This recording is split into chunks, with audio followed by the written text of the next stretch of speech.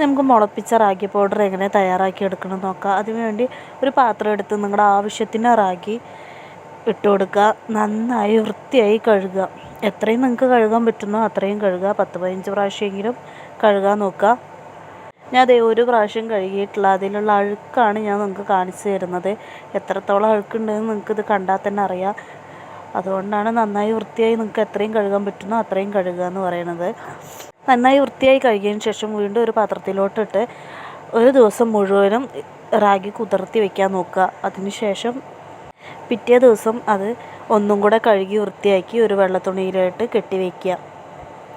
കെട്ടി ഒരു അരിപ്പ പാത്രത്തിലോ അല്ലെങ്കിൽ ഇതുപോലെ ഒരു പാത്രത്തിലോ അടച്ച് വെച്ച് മുളപ്പിക്കുക.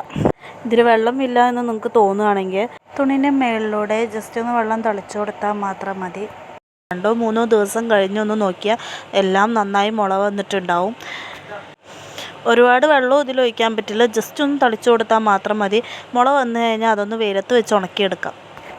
അതിനുശേഷം ചെയ്യേണ്ട കാര്യം എന്ന് പറഞ്ഞു കഴിഞ്ഞാൽ വെള്ളമില്ലാത്ത ഒരു പാത്രത്തിലോട്ട് ഉണക്കിയ റാഗി ഇട്ട് കൊടുത്തൊന്ന് ചൂടാക്കി എടുക്കുക. പിന്നെ ചെയ്യേണ്ടത് വെള്ളമില്ലാത്ത മിക്സിയുടെ ജാറിലോട്ട് ഈ റാഗി ഇട്ട് കൊടുക്കുക. അത് ചൂടാറിയതിന് ശേഷം വേണം പൊടിക്കാനായിട്ട്. നല്ല രീതിയിൽ തന്നെ പൊടിച്ചെടുക്കുക. എന്നിട്ട് നല്ല രീതിയിൽ അരിച്ചെടുക്കുക. അരിച്ചെടുത്തതിന് ശേഷം അതൊരു പാത്രത്തിൽ സൂക്ഷിച്ച് വയ്ക്കുക. ആവശ്യത്തിനടുത്ത് ഉപയോഗിക്കുക.